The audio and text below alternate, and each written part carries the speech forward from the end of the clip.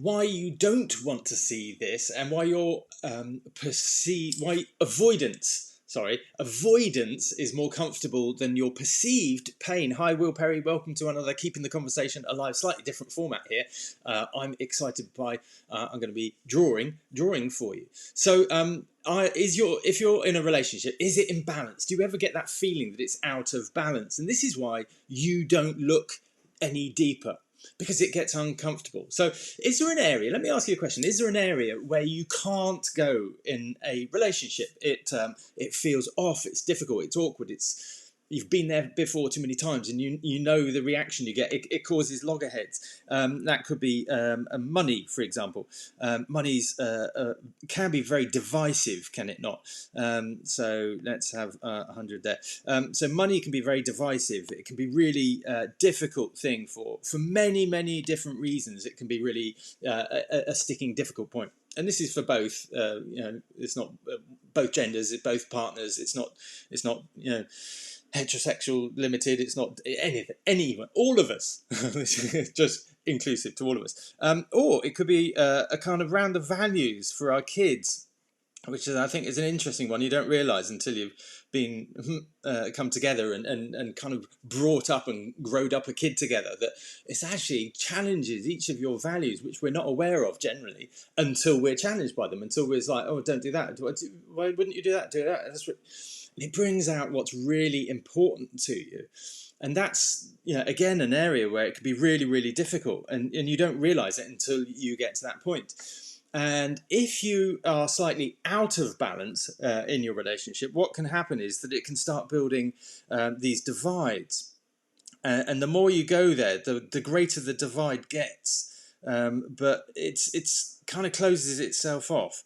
And the more you go there, the more it's like, you keep coming back to this point. Have you ever been in a situation where it's like, you keep coming back to this? Why do you keep coming back to this? I've told you this. So maybe one partner has a clearer view or a different view to you, and you're still not getting satisfaction on that, and it grows a bigger and deeper divide, and that divide keeps getting bigger.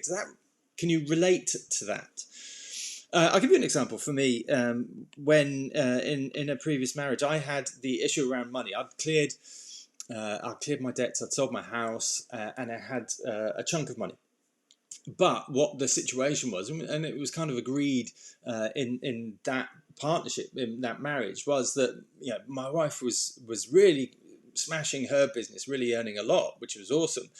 And I was, we'd agreed, and it was really nice that I was being the house husband. I was growing my business, but it was failing.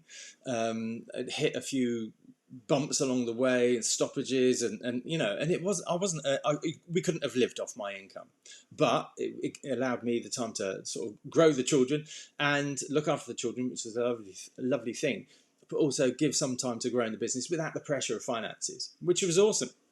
However, that chunk of money that I had, I did put in and into, we bought cars. I put money into the cars, paying off some old debts, paying some taxes. Fair enough. I put some money in. However, when we started or came back, and that was a lovely thing, neutral, all fine, fantastic.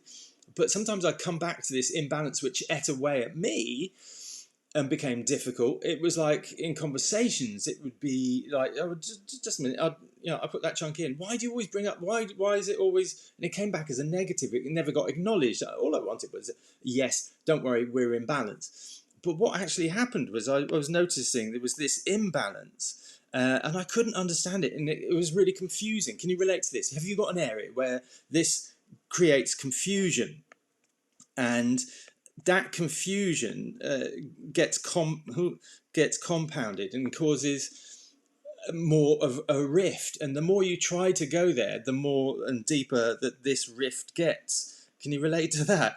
And the more you go there, the more difficult it becomes, and it's confounding, and it's really confusing, and it's ultimately upsetting. But what it causes is that all this confusion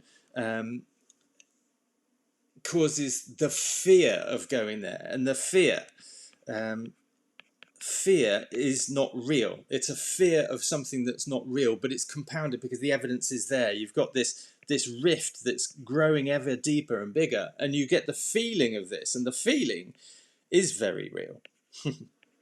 The feeling that you get, the suffering that you get is real, but the fear is not, which is a strange thing. So you've got the suffering from this. So you're suffering from this. You've got this imbalance here that I'm trying to point at different things. The fear is not real. Okay, this is something that's coming out of in your value system. That's why it's often with the kids. It's really it shows up the difference of values-based systems of your self-worth, the things that are important to you. And there can be a bigger rift because of the difference thing. Oh, the difference is growing. Sorry, the difference here. This rift is growing ever deeper, and you don't realize it. You can't understand it, or you realize it, but you don't understand it, and it's causing confusion and builds on the fear. So the fear seems real, but it's not. It's not a real fear. It's not like life-threatening. It's not. But that fear seems real. That's why you don't go there. You get confusing. You feel it's difficult. It's like, why do you keep going this? Why do you keep saying, I've said this before. Why do you keep going there? Can you relate to this? Because it's a really basic but difficult thing to understand. And that fear grows. The fear grows. And it seems real, but it's not. Yet your suffering is real. Can you relate to that? The fear isn't real, but your suffering is very real, and it's a horrible place to be. And it's more confounding and more confusing the more you get, and more confusion, and it's really difficult to understand. And what we naturally do is try and talk this stuff out, but then we've been there before many times. Why do we keep going there? And this gets bigger and bigger and bigger and darker and darker and darker. Can you relate to that? It's fun. So what do you do in those situations? My invitation to you is that you allow yourself some time to kind of do the maths, just to explore this stuff for yourself. Do the maths to give yourself some time and say, in your rationale, does this stuff add up? If you map out, all these things that happen. So if you're going to do the 1 + 1 equals, what do you get to? 20 squillion. It feels like that. It feels like that because you're being told all the time that that's not the case. Perhaps if you relate to this, I got the hands the wrong way around. Then if you relate to this, it's being minimised or all that sort of thing. But if you do the maths. Okay, 1 + 1 = 2. But you'll only get there if you allow yourself the time. So, if you've got, this was number 1, and then this reaction was number 2, and then that reaction is number 3. And it might sound really obvious, but give yourself the time to see whether this stuff adds up. The reaction you get, the fear that you build up, the impact, the suffering that you feel from this, the impact of that suffering for you. What's that doing to your self-worth, to how you feel about yourself? What's it doing to it? How's it impacting on the relationship? So my invitation to you is just spend a little bit of time privately where it won't be seen, where you won't not, somebody's not going to say, what's all that stuff? Oh, you're not going on about that. Don't make this stuff public. Don't share it even. Just do that. List this stuff out. What's the cost of it to you? What's the cost? What's the fear that's building up that's not real? But what is the suffering that is real for you? And allow your intuition some airtime.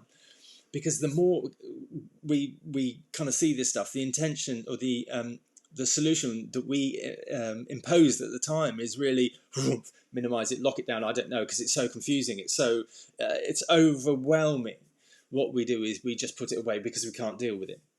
Allow yourself some airtime, not to solve it, but just to do the maths on it, see what adds up, and you'll see probably that this is really, really out of balance. And that's the thing to notice. That's the thing to start allowing you to hear your intuition. Allow your intuition some airtime. I hope that's useful. Do engage with me on this video if you'd like to. All right, many thanks. Speak to you soon. All right, bye-bye.